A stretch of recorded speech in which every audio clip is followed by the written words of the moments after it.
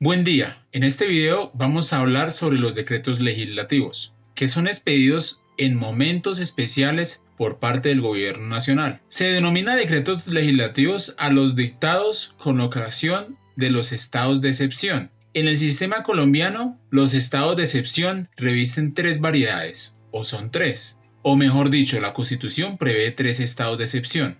El estado de guerra exterior, artículo 212.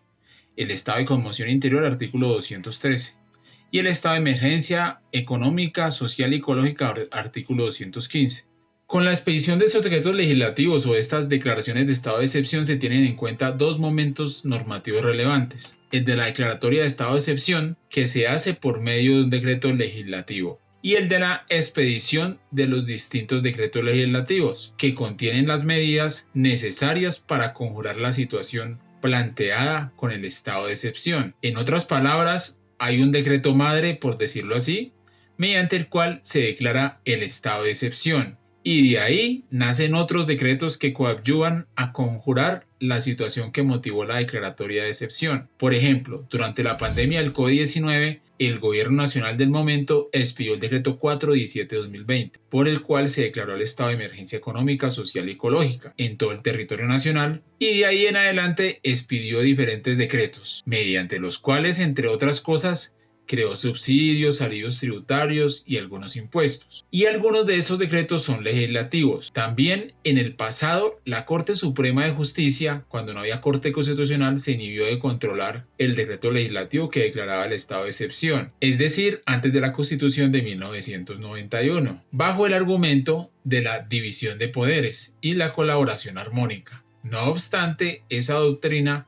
cambió con la sentencia C-04 del 92, donde la Corte Constitucional, después de la Constitución del 91, formuló la regla de control material y formal, tanto del decreto declaratorio de estado de excepción como de los que contienen las medidas excepcionales. Tales decretos deben cumplir sustantivamente el requisito de la conexidad. Por eso, en este tipo de decretos se puede ver que en el considerando o en la parte emotiva del decreto aparece una amplia justificación del requisito de conexidad.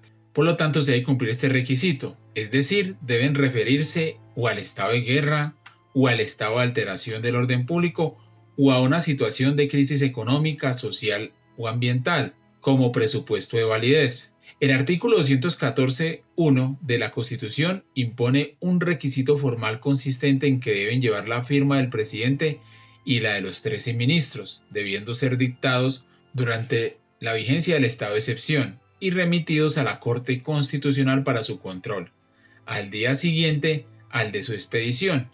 Aquí es muy importante hacer un paréntesis. Recordemos que durante el gobierno del presidente Duque se expidieron diferentes decretos legislativos y uno de estos decretos fue declarado inconstitucional por la Corte porque precisamente no lleva la firma de todos los ministros.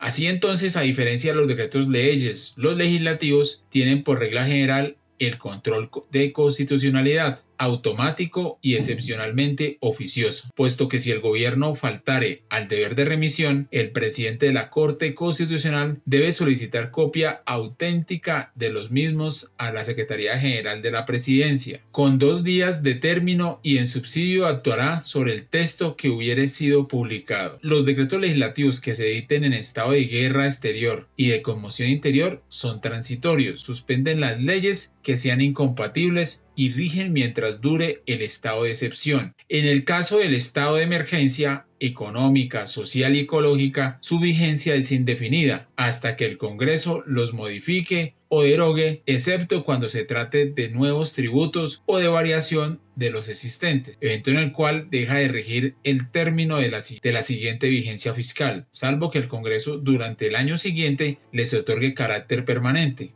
Aquí en el tema de que les otorgue carácter permanente es muy importante conocer algo. Durante la pandemia del COVID-19, el Gobierno Nacional expidió el decreto 806 de 2020, mediante el cual prácticamente se estableció la justicia digital. Este decreto tuvo muy buena acogida por toda la comunidad jurídica en el país, teniendo en cuenta que la justicia mejoró en eficiencia, puede ser, y digamos que en eficiencia.